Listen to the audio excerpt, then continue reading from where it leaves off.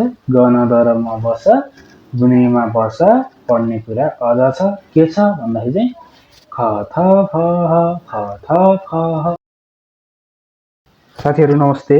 आज हामी चाहिँ कोरियन भाषाको डे 1 क्लास गर्दैछौँ। आज चाहिँ हामी कोरियन भाषाको सामान्य कहरा भनौँ न कहराको बारेमा सिक्दैछौँ। कोरियन ल्याङ्ग्वेज सिक्ने हो भने धेरै नै सजिलो छ। ध्यान दिएर पढ्नुपर्छ। पहिला मिनिङ चाहिँ एकदम धेरै बुझ्नुपर्छ, मेहनत गर्नुपर्छ, मेहनत आफूमा पर्नुपर्छ। कोरियन ल्याङ्ग्वेज छ। कोरियन ल्याङ्ग्वेज व्यञ्जन वर्ण टोटल 19 वटा रहेका छन् र एकल व्यञ्जन वर्ण 14 वटा र मिश्रित व्यञ्जन वर्ण चाहिँ 5 वटा रहेको छ। कन्सोनेन्ट साउन्ड भयो सिंगल कन्सोनेन्ट 14 वटा, डबल कन्सोनेन्ट चाहिँ 5 वटा गरेर टोटल चाहिँ 19 वटा हुन्छन्। अब के हुन्छन् भन्ने बारेमा अब हामी हेर्न जाँदैछौँ। तपाईले चाहिँ यो भिडियो हेर्नु होला र तपाईले पनि लेखेर प्रयास गर्नु होला। अब सुरुमा चाहिँ जाउँ। कहराको क भने जसरी चाहिँ कोरियनमा चाहिँ ग भन्ने हुन्छ। यस्तो प्रकारको यसलाई चाहिँ ग भनिन्छ। अनि यो कुनै अर्थमा ख पनि आउँछ र कुनै कुनै बेलामा चाहिँ यो क पनि भनेर भन्नुपर्ने हुन्छ। अहिलेलाई चाहिँ तपाईले ग मात्र सम्झिनु होला यसलाई। त्यसपछि चाहिँ न रहेको छ। यसलाई चाहिँ न भनिन्छ। यो याल जस्तो हुन्छ। न भनेर सम्झिनु होला। न भनेर सम्झिनु होला। त्यसपछि चाहिँ द सम्झिनु होला। द चाहिँ यस्तो हुन्छ है। द भनेर सम्झिनु होला। द हुन्छ। कुनै कुनै अवस्थामा यसलाई चाहिँ त भनिन्छ, झुन्नेरा भने, अनि फेरि यसलाई चाहिँ अगाडि आयो भने थ भनिन्छ। अहिलेलाई चाहिँ तपाईले द मात्र सम्झिनु होला। ग न द भ है। त्यसपछि चाहिँ र भन्ने सम्झिनु होला। ट्याक्क यस्तो बनाउनु होला। र भन्ने सम्झिनु। र यो झुन्नेरा आयो भने ल हुन्छ। यो कसरी हुन्छ भन्ने बारेमा पछाडि पढ्नुहुन्छ। अहिलेलाई चाहिँ तपाईले र भन्ने सम्झिनु होला। र भनेको कस्तो यस्तो, र भनेको कस्तो यस्तो, द भनेको कस्तो यस्तो, त्यो सम्झिनु होला। त्यसपछि चाहिँ म सम्झिनु होला। म भनेको ट्याक्क चार पारे डल्लो। म सम्झिनु होला। म मात्र सम्झिनु होला। त्यसपछि चाहिँ ब सम्झिनु होला। ब कस्तो हुन्छ यस्तो हुन्छ है। ब सम्झिनु होला। ब ओके। यसलाई चाहिँ कुनै कुनै अवस्थामा प पनि भनिन्छ, कुनै कुनै अवस्थामा फ पनि भनिन्छ है। यो सम्झिनु होला। कुनै कुनै अवस्थामा ब, कुनै कुनै अवस्थामा प। यो खास ब हो।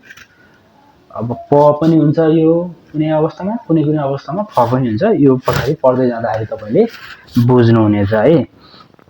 त्यसपछि आयो स सम्झिनु होला। स भन्नेको स यस्तो हुन्छ। अनि यो कुनै कुनै अवस्थामा त हुन्छ। झुन्नेरा भने त हुन्छ। यो कसरी झुन्नेरा भने त हुन्छ भन्ने बारेमा चाहिँ पछाडि पढ्नुहुनेछ। अनि अ हुन्छ। गोलो बनाउनु भयो भने यो अ भयो है। अनि कुनै कुनै अवस्थामा यो न हुन्छ। झुन्नेरा आयो भने कसरी झुन्नेरा आयो भने भन्नु होला। यो पछाडि पढ्दै गएपछि थाहा पाउनुहुन्छ।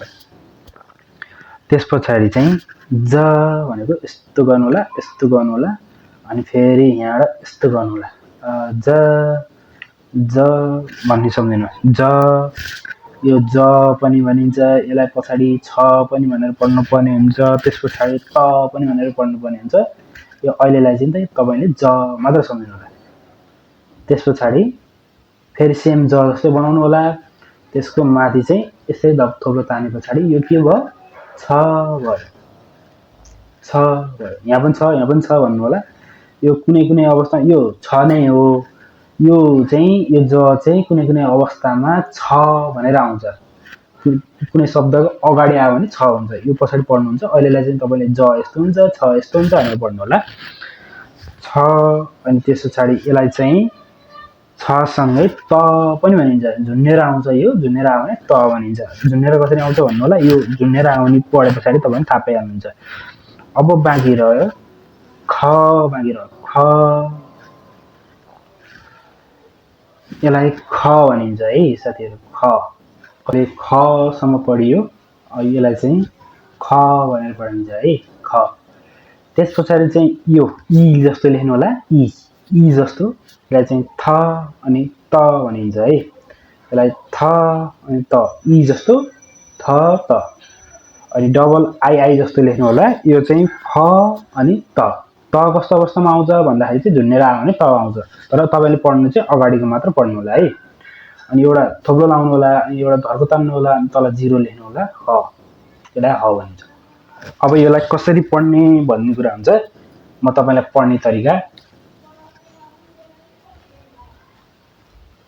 सिकाउन गइरहेको छु कसरी पढ्नु भने म तपाईलाई आइडिया सिकाइदिन्छु ग न द र म ब स यतिलाई लिन ग न द र म बस गुन्धीमा बस ग न द र म बस गुन्धीमा बस अब बिचमा के लेख्नु पढ्ने कुरा अब के लेखौं अझ छ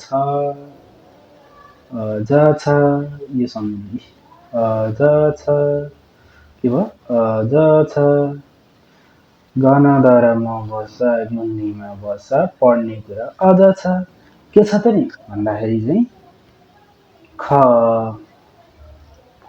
थ फ ह भनेर पढ्नु यसरी के छ त नि भन्दाखेरि चाहिँ ख थ फ ह के छ ख थ फ के रहेछ गन दर म बस गुन्धीमा बस पढ्ने कुरा अझ छ के छ भन्दाखेरि चाहिँ ख थ फ ह ख थ फ ह यसरी पढ्नु होला है अब तपाईले चाहिँ यो भनेको ग हो यो भनेको न हो यो भनेको द हो भनेर लेखी गर्नु प्र्याक्टिस गर्नु अनि पछाडी चाहिँ यो ग न द र म बस भनेर यसरी लेख्नु अनि त्यसपछि तल र माथि र बिचरा यता उता पढ्नु त्यसपछि बल्ल दिमागमा घुस्छ नत्र चाहिँ गाह्रो हुन्छ है अब मिश्रित व्यञ्जन वर्ण पढ्न गइरहेका छौं मिश्रित व्यञ्जन वर्ण चाहिँ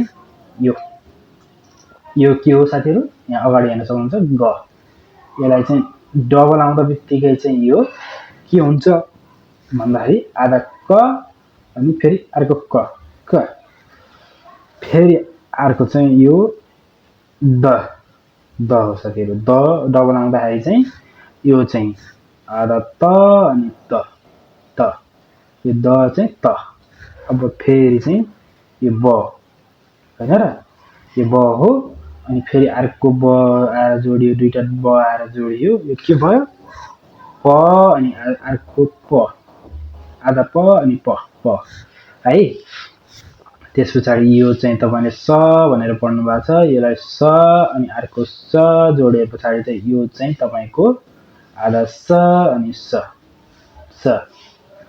त्यसपछि चाहिँ तपाईले योलाई चाहिँ ज भनेर पढ्नु भएको थियो फेरि अर्को ज आएर जोडियो भने चाहिँ यो आधा च अनि अर्को च के भयो च अब हामी चाहिँ सरर हेर्छौं यति नै हो 19 वटा एकदम सजिलो पनि छ जान्न सकिन्छ तपाईले अहिले पढ्दाखेरि के भनेर पढ्नु भने ग भनेको यस्तो छ न भनेको यस्तो छ द भनेको यस्तो र भनेको यस्तो छ भनेर पढ्नुस् कसरी पढ्नुस् भनेर भनेले गन दर म बस गुन्धीमा बस पढ्ने कुरा अझ छ पढ्ने कुरा अझ छ के छ भन्दाखेरि चाहिँ ख थ फ ह ख थ फ ह ख थ फ ह ख थ फ ह पढ्ने कुरा के छ भन्दा ख थ फ ह ख थ फ ह यसरी पढ्नु गन दर म बस गुन्धीमा बस पढ्ने कुरा अझ छ ख थ फ ह के छ भन्दा ख थ फ ह डबल कन्सिडेन्ट के छ क त प स च क त प स च भनेर पढ्नु लेखै गर्नुस्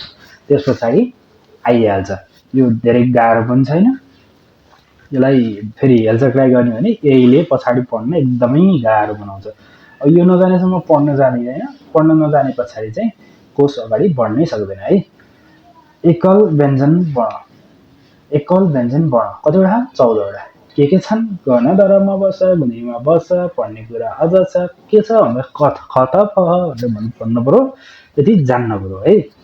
अब मिश्रित व्यञ्जन वर्ण डबल कन्सोनेन्ट भनेको 5 वटा छ के छ भन्दा चाहिँ क त प स च भनेर पढ्नु पर्यो है। अब टोटल यो के कतिवटा रहेछ त नि व्यञ्जन वर्ण कतिवटा रहेछ भन्दाखेरि चाहिँ 19 वटा है। 19 वटा व्यञ्जन वर्ण रहेछन्। यति जान्नुभयो भने तपाईले कखरा जान्नुभयो है। आजको लागि यति नै। तपाईलाई यो भिडियो कस्तो लाग्यो सुझाव सल्लाह दिनु होला। र अब मेरो अक्षर नराम्रो छ है, अब बुझ्नु भयो कि नै नबुझेको भए भन्नु होला, म अर्को भिडियोमा सुधारेर आउने छु। यतिन्जेल हेरेर साथ दिनुभयो धेरै धेरै धन्यवाद। हाम्रो च्यानललाई सब्स्क्राइब गर्नुभएको छैन भने सब्स्क्राइब गर्नु होला। नमस्ते।